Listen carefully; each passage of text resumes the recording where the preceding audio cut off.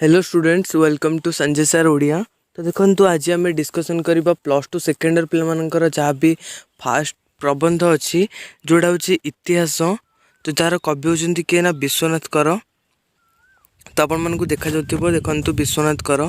तो आम से आज डिस्कसन करवा एवं यापर क्वेश्चन आंसर आसीज।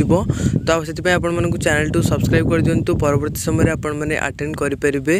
और जब एपर्तंत भिडियो गोटे लाइक करना निश्चय भाव लाइक करेंगे। और जब टेलीग्राम ग्रुप में जॉइन होना निश्चय भाव जॉइन जातु लिंक आपको डिस्क्रिप्शन बॉक्स में मिल जाव। और देखूँ जदि भी कौन प्रकार पर्सनल डाउट्स थी किसी भी असुविधा थी ताले आपण मैंने कथा पारे आम सहित आम व्हाट्सएप नंबर डिस्क्रिप्शन बॉक्स में अवेलेबल अच्छी।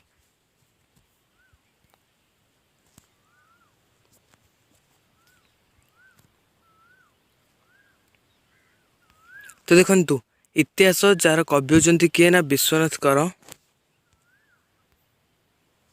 ए संसार रे साधारणतः दुई श्रेणीर मनुष्य दृष्ट हुंती। अर्थात ए संसार रे दुई प्रकार मनुष्य देखा जाती। एक श्रेणी पृथ्वीर नाना वस्तु दर्शन करती संभोग करती मात्र कौन वस्तुर तत्व निरूपण करने विषय से प्रयास देखा जाए। तो देखो संसार साधारणतः दुई श्रेणीर मनुष्य दृष्ट हुंती। ठीक अच्छे। तो से भर गोटे श्रेणीर मनुष्य मैंने विभिन्न वस्तु को दर्शन करती संभोग करती अर्थात विभिन्न जिनस देखती माने निज कार्य लगाती सब करती किंतु से जिनसटार तत्व कौन अर्थात जिनसटार अर्थ कौन से जिनसटा कहीं संसार अच्छी तो से विषय से माने आदौ चिंता करनथंती। एवं जो अपर श्रेणी रहिले से माने होचंती कौन ना देखंतु से मन मध्य स्थान प्राप्त हुए ना। अपर श्रेणी सूक्ष्म दृष्टि संपन्न चिंताशील यही श्रेणीर लोक द्वारा पृथ्वीर नानाविध उन्नति संसाधित होता है। एवं जो अपर श्रेणी रहा से श्रेणीर लोक मैंने होती बहुत चिंताशील अर्थात प्रत्येक जिनस को से भावी था चिंता करती और से बहुत सूक्ष्म दृष्टि संपन्न लोक। सूक्ष्म दृष्टि संपन्न लोक कहले देखु आपण देखुं सामने आपणकर किसी गोटे अच्छी किंतु सूक्ष्म दृष्टि कहले आपण मैंने कौन बुझे ना से जिनसटीर गभीरता को जाई आपण मैंने से जिनस विषय जानिबे। तो सेटा को सूक्ष्म दृष्टि संपन्न बोली कह जाए। यही श्रेणी लोक द्वारा पृथ्वीर नानाविध उन्नति संसाधित होते। तो साधारणतः पृथ्वीर जहाँ भी उन्नति संसाधित होता है ये जो सूक्ष्म दृष्टि संपन्न लोक द्वारा ही होता है। प्रकृत पक्षे यही चिंताशीलता सूक्ष्म दृष्टि पर तत्व निरूपण प्रयास ही मनुष्यतार विशेष लक्षण। एवं जदि प्रकृत कथा आपण मैंने देखिए ये जो सूक्ष्म दृष्टि संपन्न ये जो चिंताशीलता यहीटा ही मनीष समाज मनीषर मुख्य लक्षण। एहारी प्रभाव पर मानव समाज में वैषयिक आध्यात्मिक सर्वविध उन्नति संसाधित होते हैं। ये जो सूक्ष्म दृष्टि संपन्न चिंताशील एहारी ही आम संसार विभिन्न प्रकार उन्नति मान संसाधित होता है। आम समाज आगू बढ़ी है। जड़े चिंताशील पंडित कहते of the universal mind each individual man is can इनक्रिनेशन।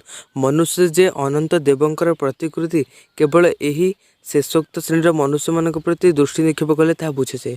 अर्थात जड़े ज्ञानी मनीष कहते जे of the universal mind is individual mind in an incarnation. अर्थात मनुष्य हूँ अनंत देवंकर प्रतिकृति।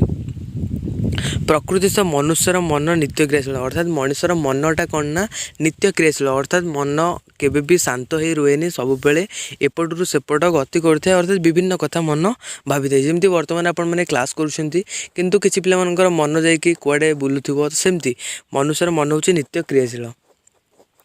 अनंत प्रकृति संगे ताहार नित्य जोग अर्थात प्रकृति सहित से सब बेले हजिजा चाहिए था। जे वर्तमान जीव हो सुधा अनंत अतीत और अनंत भविष्य संगे घनिष्ठ भाव संबंध यही संबंध विच्छिन्न हेले मानव जीवन मूल्य रही। अर्थात मनुष्यर मनटा कौन ना वर्तमान समाजर होकि भी अनंत देव अनंत प्रतिकृति सहित तार संपर्क अच्छी एवं ये जो संपर्क अच्छी संपर्क जदि से विच्छिन्न हो ताले कौन हे ना हुए तो तार सत्ता किछिटा भाव लोप पाई पारे। वर्तमान जहाँ कि आम मान नयन गोचर हुए समस्ते अतीतर संतान अर्थात आपण मैंने वर्तमान जहाँ भी देखुंट ये समस्त होती अतीतर संतान ये समस्त होती अतीतर मनीष अर्थात कहीं भी वर्तमान समय नुहे। यही ज्ञान विज्ञान संपन्न विंश शताब्दी सभ्यतम मानव समाजर भित्तिभूमि कौन अर्थात ये जो आमर एकविंश शताब्दी मानव समाज कहले आपण मैंने कौन बुझती। तो एमती बहुत किसी कवि कहते वर्तमान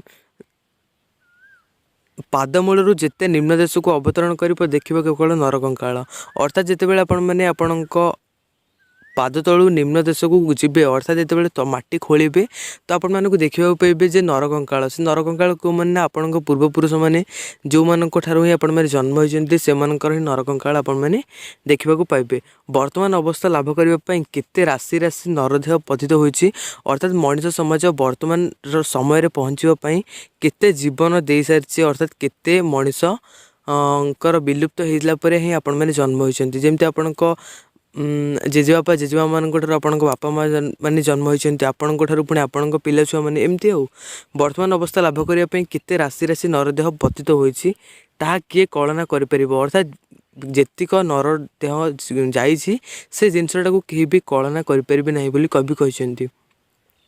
गोटे फरासी राष्ट्रीय विप्लव कथा स्मरण कले आम मान हृदकंप उपस्थित होता है अर्थात जदि आपने फरासी राष्ट्रीय विप्लव फ्रांस विप्लव कथा चिंता करेंगे ताहले आपण छाती हुए तो कंपी उठिबो।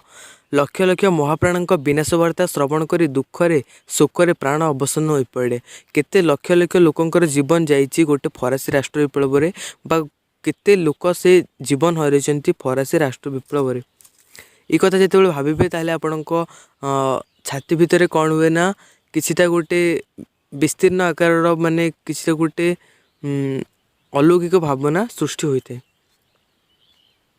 एवं मात्र चिंता कर देखिले वर्तमान उन्नतिर गात्र एहीपरि सहस्र विप्लवर विवरण लिखित रही प्रत्यक्ष कर हृदय मन स्तंभित होती जदि आप चिंता करेंगे ताहले एमती मनुष्य समाज आज पर्यंत जो उन्नतिर शीर्ष स्तर में पहुँची ये उन्नति केते राष्ट्र विप्लव होती केते पूर्वपुरुष मानकर जीवन जाइए तो ये सबूरी परे जाइकी मनुष्य वर्तमान ये जो उन्नतिर चरम सीमार पहुँची पारी तो मुझे कहूनी जे वर्तमान जो मनुष्य अच्छी यहाँ हूँ सर्वश्रेष्ठ उन्नति आगक एमती बहुत सारा उन्नति मनुष्य समाज रे चली रहिबो।